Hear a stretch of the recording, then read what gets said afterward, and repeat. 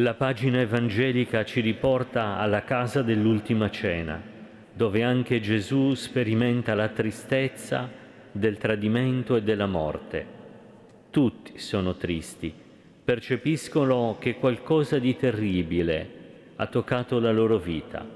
Gesù sperimenta l'abisso del male e dell'iniquità, assapora il boccone amaro del serpente antico che oppose la creatura a Dio e le creature tra loro. È il mistero dell'iniquità che Gesù manifesta ai Suoi, dicendo: «Colui che mangia il mio pane ha levato contro di me il suo calcagno». Non nasconde il dolore lancinante. È il lamento di un uomo ferito dal suo simile, da un amico in cui confidava. Redime così il dramma dell'uomo che da amico diventa aggressore del proprio fratello. Gesù così infonde la luce dell'amore nel mistero del male. Marco, Valerio e Davide sono nelle mani di Dio e con questa Eucaristia noi li consegniamo alla loro ultima dimora terrena.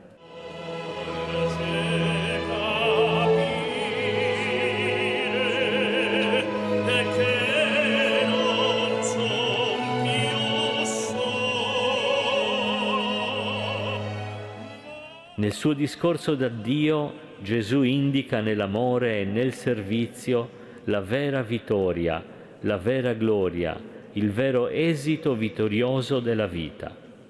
Servire i fratelli, tutelare il bene comune, significa partecipare all'edificazione dei valori del Regno.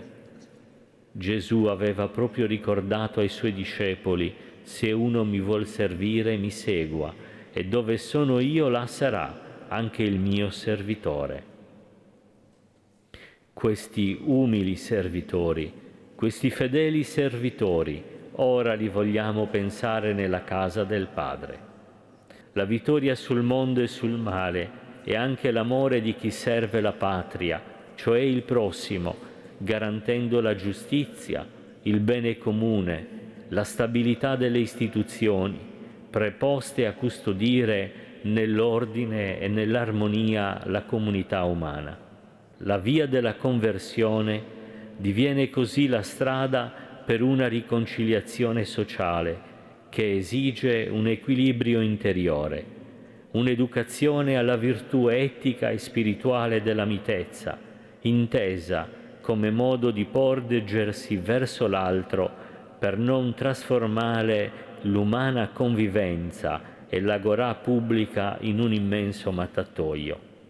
I nostri fratelli Marco, Valerio e Davide hanno seguito la via del servizio per il bene comune.